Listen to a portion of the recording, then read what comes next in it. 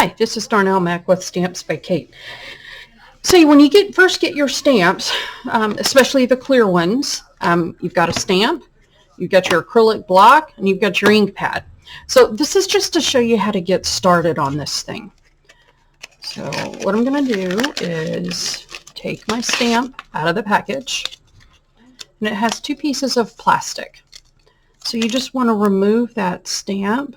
Hang on to the plastic because it's an easy way to store them. You just pop that up onto your acrylic block. There you go. And now take the plastic off of your ink pad, obviously, and you're good to go.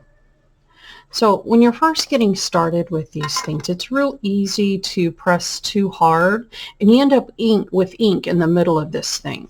So practice on a piece of paper to begin with. Just lightly tap it in here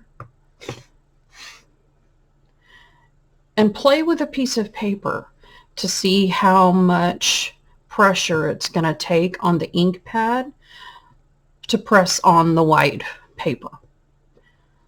So if you mash too hard, notice how all that ink, you can see it through, gets onto the ink pad. If you mash that into your fabric, that ink can transfer. If you get any on the middle of your stamp, I keep a stamp chamois next to me. I've had this one for 2 years at this point. But just blot it out. You can also use a wet washcloth. Do not rub.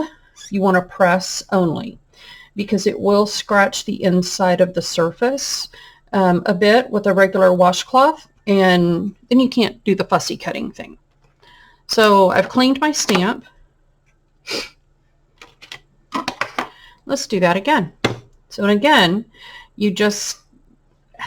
I just tap it in there very lightly and just practice stamping until you get a feel for how many times you can stamp before re-inking, and then how dark you want that thing to be, the image as you're stamping. But that's all there is to it. You definitely want to play it with a piece of paper before you start. All right, so let's start with, this is white fabric. I'm actually doing this with another quilt, and I've got white using as the background, and I'm stamping the heck out of my fabric with it. So there's nothing on this side, and so I just lightly press down, and there I get just the basic image of it. And as you get through here, you can see that you can't see this on the other side. It doesn't bleed through. I might be able to get a second image. I do. I don't know if you can see that or not. There you go. That's good enough for me to see as I'm doing my hand stitching. This might be a little bit too dark for me, but it's not going to show. You're going to stitch on that dotted line to begin with, and you can cut just on the inside of that cut line, and that won't even show up either. But I can get 2 images out of this, so let's keep on going. So again, I just barely the weight of the stamp when I'm mashing into this thing.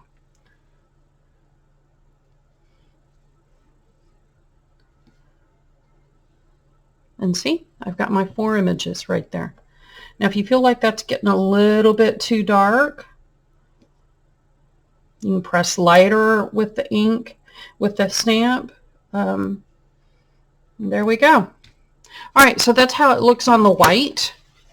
Again, you cannot see it on the back side of it. Now for my print fabric. Ooh, and I've got some of this K-facet? I don't know, however you say it. I'm going to make a 12-inch block, so I need quite a few of these. So my ink, I don't have any ink on the inside of it, and so that's kind of what I'm checking for. And here, I'm going to mash it in there. And again, it just depends on the color of the fabric as to how much ink. But this is plenty of ink that I can see on the back of this. And there you go. And it's literally almost the weight of the acrylic and the ink and the stamp that I'm pressing into that ink pad. It's a very light touch. And I can get 2, maybe 3 images on this fabric out of one dab in the ink pad here. So you'll just get into a rhythm of this. Now, I think I've done enough for my 6-inch square. I need to go back and print some diamonds with this, but I think I'm good at this point. So that's kind of my stamping session at this point. Now, when you're done, especially with these photopolymer ones, you definitely want to clean your stamp. I just pop over here with my stamp chamois, press it in there, and I get all the ink off of it. It's like a little vacuum. So you can see the ink as it pressed in there. So you don't rub, you just press or dab, and there you go. That's it. So I put this to the side, and I find my lid to my ink pad. To take care of this and make it last as long as you can, store it in a Ziploc baggie and turn it upside down with that Ziploc baggie, and it'll stay it'll stay wet for quite a while. This allows the ink to flow to the bottom of the ink pad. So I hope this helps.